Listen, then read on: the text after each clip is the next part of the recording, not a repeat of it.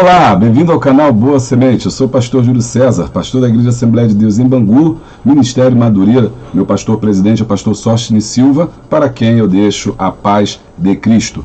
Nós estamos aqui no finalzinho do quarto trimestre. Estamos estudando apologética cristã.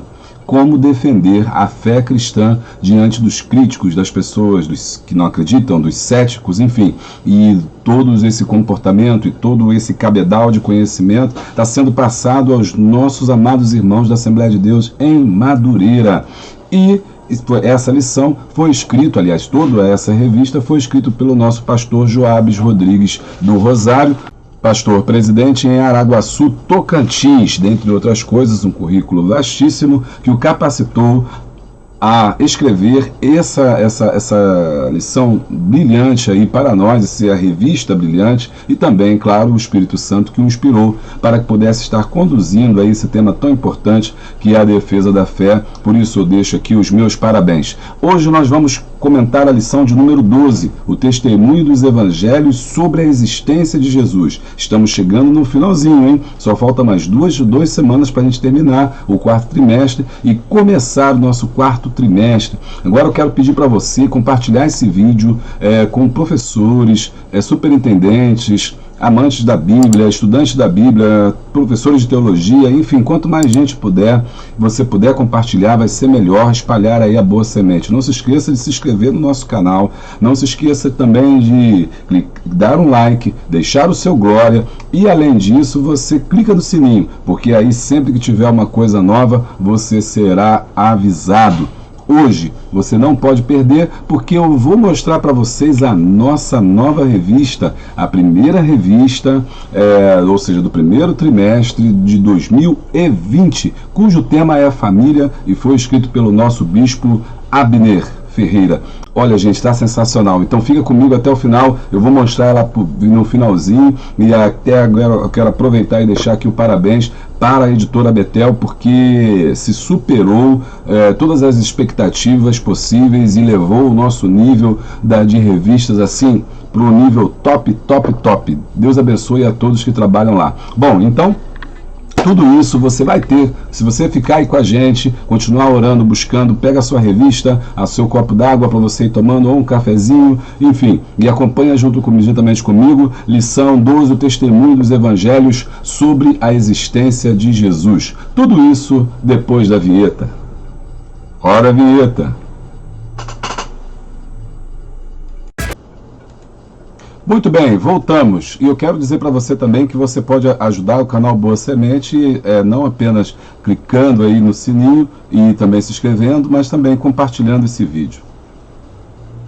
Você também pode ajudar sendo um dos nossos apoiadores, né? Tem aqui embaixo o link do Apoie-se. Você clicando ali, você vai estar apoiando o canal Boa Semente, me ajudando a levar aí essa mensagem. Também eu quero dizer para você que você pode comprar um dos nossos livros, Café com Deus, livro sobre a Escola Bíblica Dominical, material de devocionais que eu tenho ali, também trabalhamos com liderança, tudo isso você pode adquirir clicando aqui embaixo também pelo link da Amazon. E ela está com uma promoção sensacional, porque você recebe o livro agora e não paga o frete.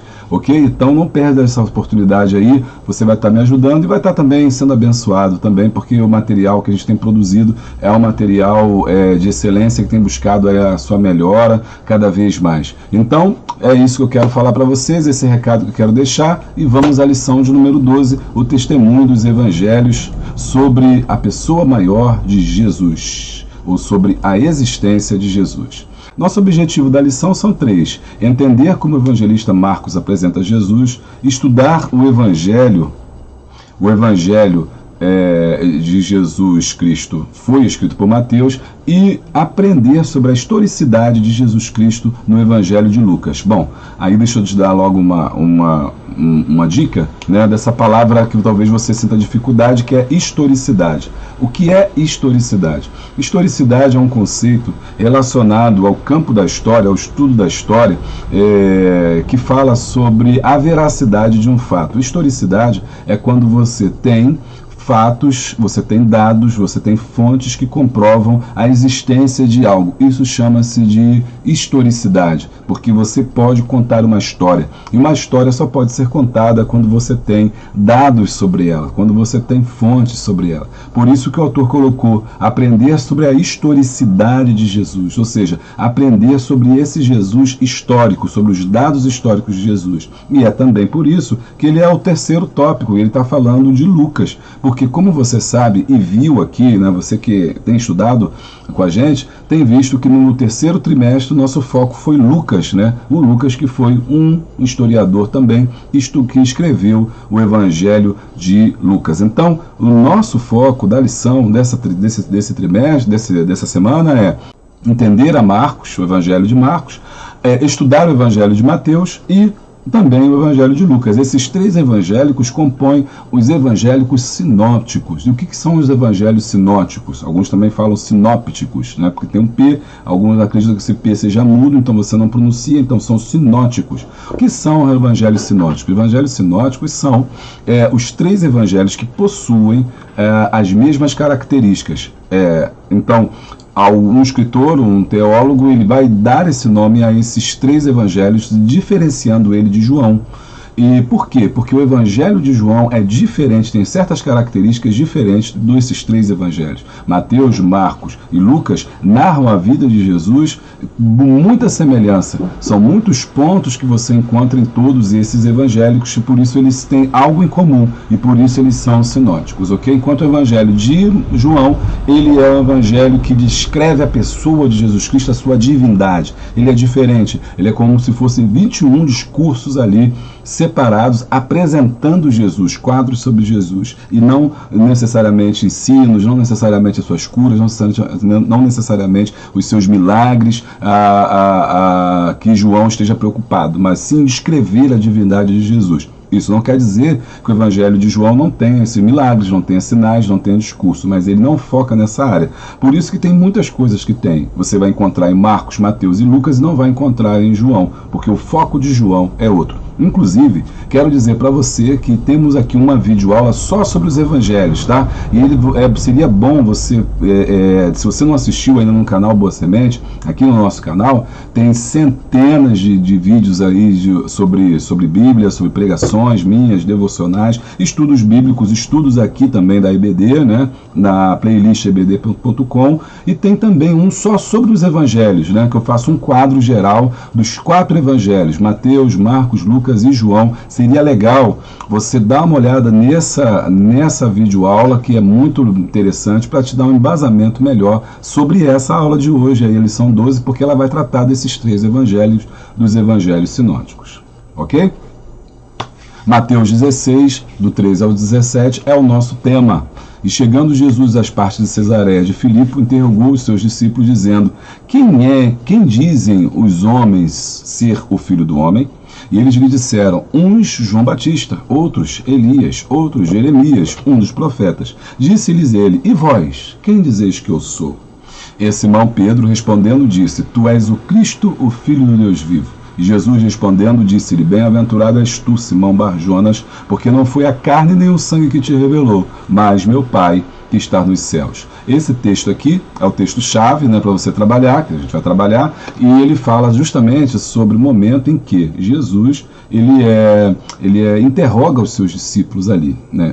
Há um momento de crise, há um momento de dificuldade, e sabe que as crises são momentos de dúvidas, e abate uma dúvida geral sobre a quem seria Jesus. Afinal de contas, ele nunca havia se revelado, ele nunca havia dito ser o Messias, nunca havia dito abertamente ser o Filho de Deus, e ele faz um discurso muito duro sobre a questão do casamento, sobre a questão dos fariseus, da hipocrisia deles, enfim. E esse discurso causa um grande mal-estar, até mesmo entre os discípulos. E aí, Jesus pergunta: e vocês aí, o que vocês dizem que eu sou? Né? O que as pessoas dizem que eu sou? O que eles pensam que eu sou? E aí eles dizem: não, acreditamos que isso é o espírito de João Batista, que João Batista já tinha morrido nessa época. Outros acreditavam que era Elias, porque Elias não morreu e teria voltado aí então à terra. Outros acreditavam que era Jeremias, um dos profetas, enfim. E ele falou: tá, tudo bem, isso é o que o povo diz, e vocês que convivem comigo? Somente quem convive com Jesus é que sabe quem ele é. Não é isso? Somente quem convive com Jesus é que tem capacidade de dizer quem ele realmente é, quem é Jesus. Né? E aí Jesus pergunta para os seus, Jesus pergunta para os íntimos, né? Eles dizem isso aí, mas e vós, que dizeis que eu sou? E aí o Espírito Santo revela a Pedro, e Pedro diz, tu és o Cristo, o Filho do Deus vivo. Aí foi a revelação do Espírito Santo que usa ali a Pedro para declarar, né, Jesus como Filho de Deus. E aí Jesus diz, olha, quem está te revelando, Simão Bar-Jonas, ou seja, um homem mortal, não é você, não é a sua carne, filho de Jonas, né? Bar-Jonas é filho de Jonas. Sempre que você encontrar a palavra Bar na frente de uma palavra hebraica, Bar significa filho de. Então, Simão Bar-Jonas é Simão, filho de Jonas. Mas não foi a carne, ou seja, você não teve isso pelo homem, pela carne natural, pelo corpo. Não foi pela sua mente, pelas suas faculdades mentais, mas foi pelo meu espírito. Amém? E aí, esse é o texto aí, ó, dá muita coisa para você trabalhar. Não é? Tem bastante coisa para você trabalhar aí. Amém? Então, vamos lá. Vamos seguir agora para a nossa introdução. Bom, introdução. O tema desta revista, então, é o que? Apresentar o principal testemunho cristão sobre Jesus Cristo nos evangelhos, né? Esses 3 evangelhos. Ele, cada um, né, vai estar resumindo à sua maneira a instrução ali para os seus discípulos e para a igreja também. Vamos lá. No tópico 1, a gente tem o seguinte evangelho. O texto escrito por Mateus é um apelo, uma tentativa de provar aos judeus quem era Jesus Cristo. O conteúdo do Evangelho de Mateus mostra a intenção de provar que Jesus não foi por acaso, foi vaticinado nos escritos que os judeus veneraram. E aí eu posso te passar uma regra básica. Mateus escreveu para os judeus, então ele escreve Jesus como o rei. Marcos escreveu Jesus, ou descreveu Jesus, né, para os romanos, para o Império Romano. Ele tem toda essa preocupação. Descreve Jesus como um servo sofredor, né? E Lucas escreveu para os gentios. Então ele descreve Jesus de uma forma não completamente diferente em si, na sua essência, mas diferente no seu modo de falar, no seu linguajar, na língua que é escrito, que é no grego, que é para atingir toda a humanidade. E aí, se você entende isso, você vai entender como que o autor compôs a sua lição, porque é justamente isso que ele faz. No tópico 1 ele fala de Mateus e seu evangelho, no tópico 2 ele fala de Lucas e a historicidade de Jesus Cristo, e no 3 ele fala da visão de Marcos sobre Jesus. E aí ele apresenta das 3 formas diferentes a visão desses autores, e em todos eles os caracteres mais importantes, né, de Jesus Cristo. Ok? Por isso que eu falei para você recuperar essa aula lá, esse vídeo aula que vai te dar um melhor embasamento. Bom, 1.1, a genealogia de Jesus em Mateus. Mateus, ao escrever para os judeus, como eu disse anteriormente, mostrou uma linhagem segundo os padrões judaicos, através dos ancestrais do pai da criança, porque era o pai da criança que passava, né, a questão da paternidade. Isto foi feito porque seria essencial demonstrar que Jesus era descendente tanto do rei Davi como do patriarca Abraão. Tá bom? Então, a genealogia de Mateus é diferente da genealogia de Jesus. E a genealogia, o que era? O momento em que se procurava mostrar as credenciais, né, de um rei. Então se fazia a genealogia, a apresentação daquela pessoa. Ela não começava, a história da pessoa não começa com ela, começa com seus pais, começa com seus ancestrais. Por isso a necessidade de se comprovar não necessariamente quem você é, mas de onde você veio.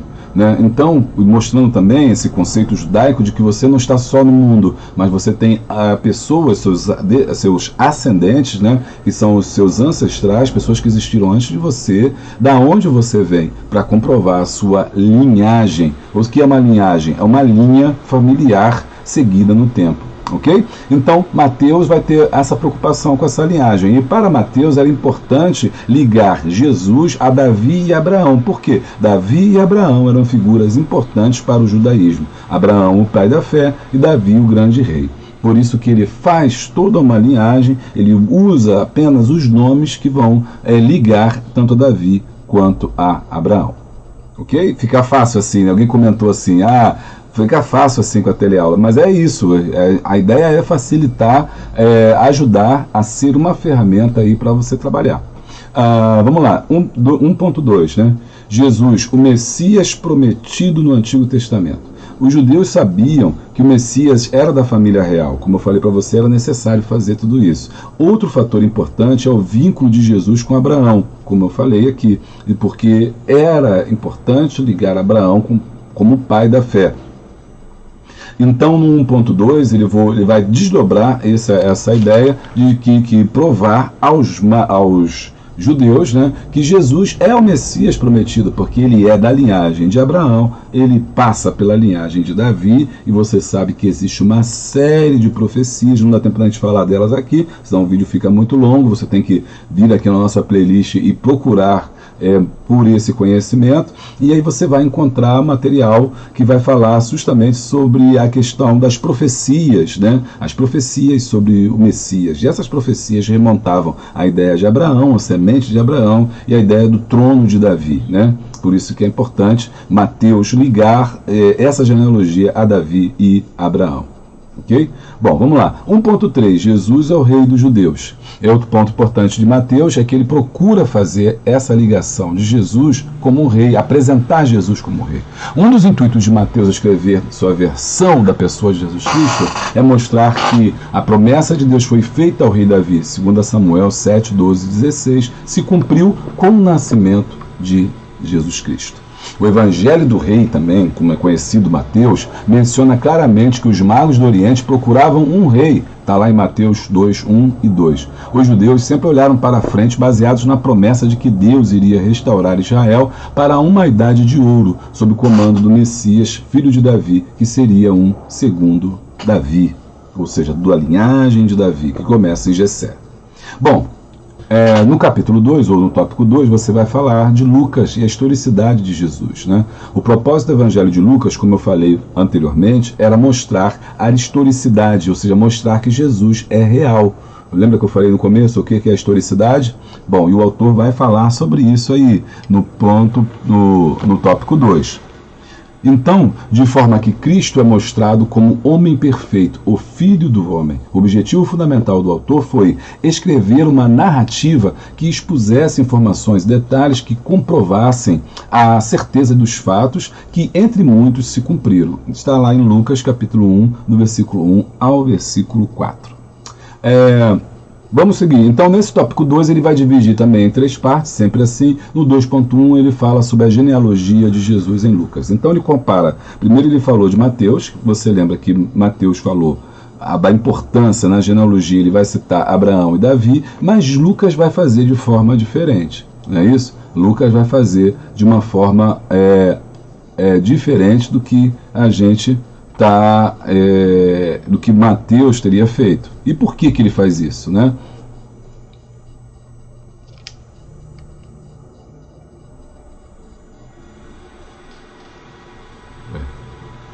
Errou aí.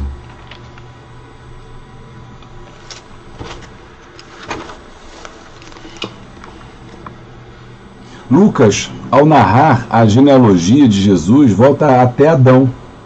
E ele faz isso porque é importante ligar Jesus à humanidade. Mateus queria ligar Jesus aos judeus, Abraão e Davi. Mas Lucas queria ligar Jesus, apresentar Jesus para o mundo. Nesse caso, ele não vai parar a sua genealogia em Abraão, ele vai até Deus. Ok? Por quê? Porque ele precisa apresentar Jesus como Salvador, não de Israel, mas Salvador do mundo inteiro. Então ele liga a Adão, porque Adão é o pai de todos os homens. Outro fato importante é que, diferente de Mateus, que trata a linhagem de Jesus através do rei Salomão, você vê lá Mateus 6 e 7, Lucas traçou a linhagem de Jesus através de Natã, filho de Davi, Lucas 3, 31. Craig Keener comentou que uma possibilidade é que Mateus registrou a genealogia de José e Lucas a de Maria. Inclusive, não é só o Craig que fala assim, isso não.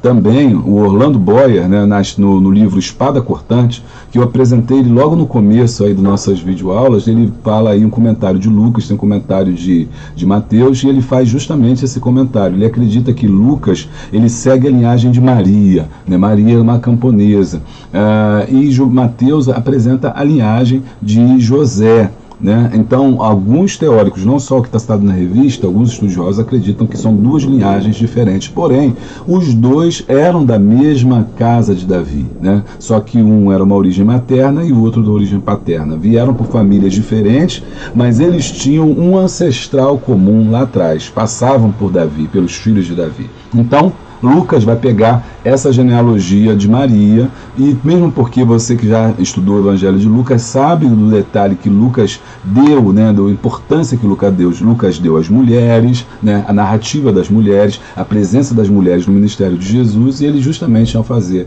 a genealogia, traçar a genealogia de Jesus, ele vai traçar através das mulheres, vai até Adão. É importante passar por Adão, porque ali você tem Eva, embora não seja mencionada, mas ela é a promessa dessa semente aí, que esmagaria a cabeça da serpente, né? Então, muito bem, 2.1, maravilha, né? Já estamos passando. Não esquece de se inscrever no nosso canal e deixar o seu like aí, hein? 2.2, Jesus é a promessa do Salvador. Para Lucas também, Jesus foi um homem verdadeiro, nascido de mulher.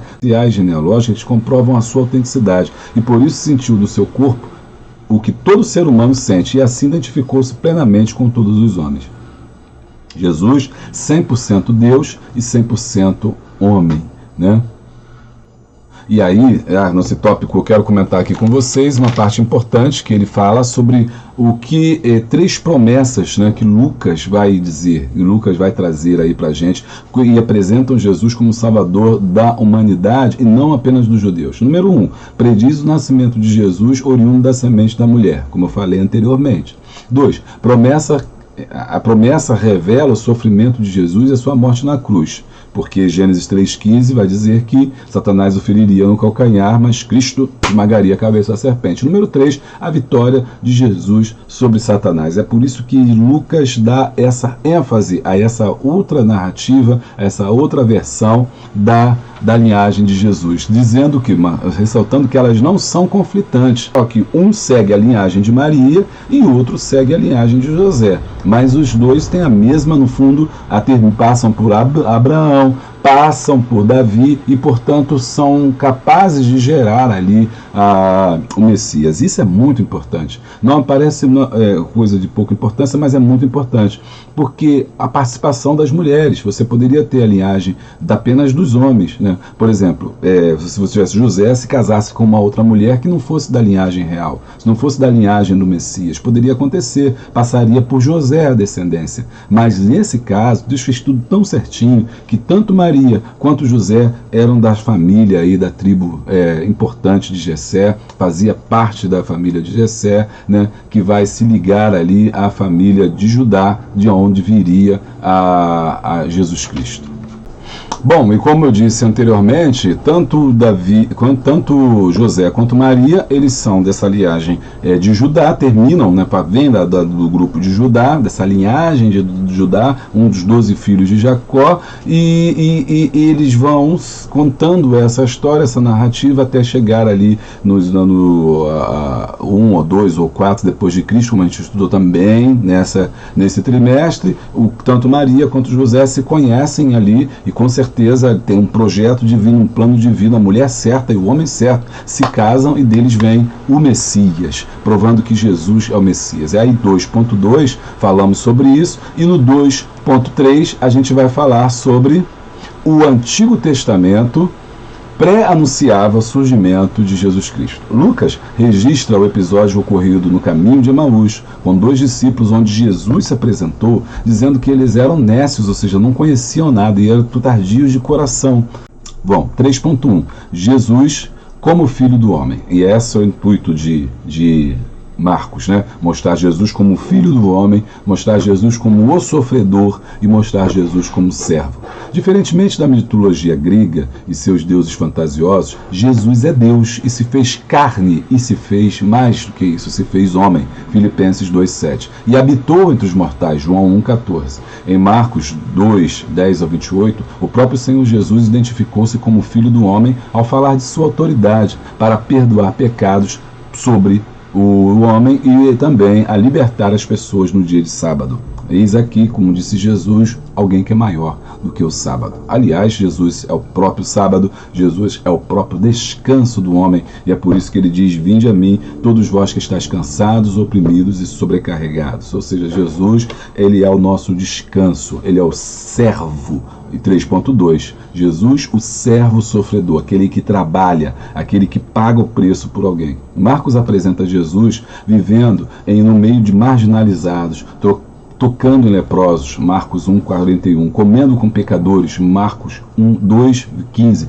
e acolhendo a mulher impura, Marcos 5:25 ao 34. Então, essas descrições de Marcos mostram a atitude de Jesus, que tira a imagem de um Deus intangível, como no caso do grego, que é um Deus que está no Olimpo, que não fala com o homem, não tem contato com o homem, vingativo e punitivo, né? Que tem ciúme do homem. Você vai estudar as lendas, os mitos gregos, você percebe muito isso, os nórdicos também, que são deuses que são ciumentos, vingativos, punitivos, né? Enfim, tem uma série de características humanas negativas. Nosso Deus é santo, como mestre e guardião da lei, por quem os fariseus e os essênios esperavam. Está lá em Mateus 7:1-7, Jesus é Deus, mas um Deus que está em contato com os homens. Marcos vê em Jesus um Deus que não explora as pessoas, nem as domina diferentemente dos deuses que estão sendo venerados, mas veio para servi-las. Lembra? Servo sofredor, Marcos 10:45. Daí uma reflexão para nós, como nós temos visto Jesus, né? Jesus estava no meio dos pobres, Jesus estava no meio das pessoas, Jesus estava no meio, em contato, ele é o servo sofredor. Como ele mesmo disse, ele não veio para ser servido, mas ele veio para servir. E no tópico 3.3, quem é Jesus? O Evangelho escrito por Marcos insere a pergunta sobre a identidade de Jesus. Quem dizem os homens que eu sou? A questão proposta, que está lá em Marcos 8:27b, a questão proposta não tem uma única resposta. Até hoje, pessoas continuam tentando responder a essa pergunta: quem é Jesus? Né? A personagem original, que não tem contato nenhum com a literatura, não tem nenhuma correlação com nenhum personagem da literatura, um personagem perfeito, né, porque nunca peca, nunca erra, personagem de caráter perfeito, de acordo com as provações, não pecou, não cedeu, caráter singular, né, por causa das suas virtudes que só ele tem, e personagem de caráter universal, pois nele não há nada local ou temporal, porque ele atinge a todas as pessoas, em todos os tempos, em todas as situações, de todas as idades, de todos os sexos. Ele é único, mas que atinge o maior número de pessoas. Tá bom? Bom, conclusão. Todos os esforços para dar à história de Jesus Cristo caráter de mito têm se reduzido a pó contra a poderosa realidade do seu caráter e de sua influência por aproximadamente 2000 anos. Muito bem, então você que ficou com a gente até agora, deixa eu mostrar para vocês a nossa nova revista. Já estou começando a falar para você poder adquirir no site da editora Betel, para que você possa ir pedir na sua igreja, encomendar na sua igreja, para que você possa receber. Está aqui na tela a nossa revista da editora Betel do primeiro trimestre de 2020, escrita pelo nosso bispo Abner Ferreira. Dá uma olhadinha aí. Você tem uma nova diagramação, ela foi agora escrita de forma mais atualizado, tudo um conceito gráfico aí extremamente elaborado. Suas páginas agora são brancas para poder facilitar a leitura. Além disso, você tem a possibilidade de anotar na sua revista. Você tem locais onde você tem as anotações na própria revista, né, que está trazendo ali, né, e você tem também ali a dica, né, de conteúdo auxiliar, porque tem ali, no caso, sempre vem falando sobre um livro que você pode estar ali adquirindo na editora Betel. De qualquer maneira, está muito boa esse tema. Nosso tema é a família e você não pode perder. Família, um projeto elaborado por Deus, família, princípios e valores, a comunicação no ambiente familiar, enfim, tá maravilhosa essa revista. Eu quero deixar os meus parabéns para a editora Betel.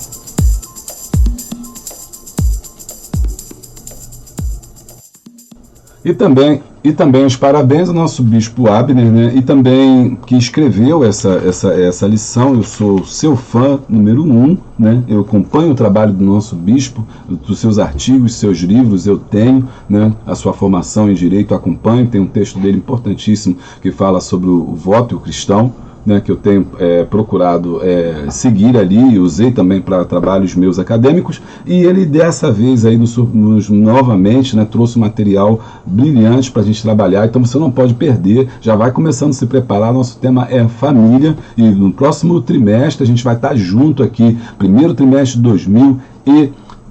Vai ser bênção para a sua vida. E um outro ponto também importante, que eu gostei muito, que eu falo aqui, irmãos, porque eu sou fã aí da Assembleia de Deus em Madureira, eu sou da Assembleia de Deus em Madureira, na grande nação Madureira, tem se superado cada vez mais, e eu gostei muito da capa. Essa capa com negros, é uma família negra, porque nós negros precisamos ser vistos assim, isso é importante por conta de que da visualização dos negros poderem se ver representados na sociedade. Então você tem que ligar a televisão, você tem que ver uma pessoa negra também, para que o seu filho que é negro saiba que os negros têm possibilidade de serem médicos, doutores, advogados, apresentadores, professores. Então a gente quebra esse estereótipo aí da família brasileira como se fossem todos brancos, todos dos olhos azuis e tal, como isso não é a verdade da nossa população. Pelo menos 40% da população é negra, e o preconceito no Brasil ainda é grande. E revistas como essa, temas como essa, lições como estas e capas, imagens sobre essa ajudam a quebrar esse maldito preconceito que também é pecado. Por isso, meus parabéns à editora Betel. Bom, gente, a gente vai ficando por aqui. Não se esqueça de se inscrever no nosso canal. Clica aqui deixa o seu like, dá um glória, deixa os seus comentários ali pra gente, é muito importante. Clica no sininho, que assim, quando tiver uma coisa nova, você vai ser avisado. Se você puder me apoiar, vai ser melhor ainda, tá? Você vai ser um parceiro meu comercial e vai ajudar esse canal a crescer pra glória de Deus. Deus te abençoe e tenha uma aula abençoada. Até a próxima.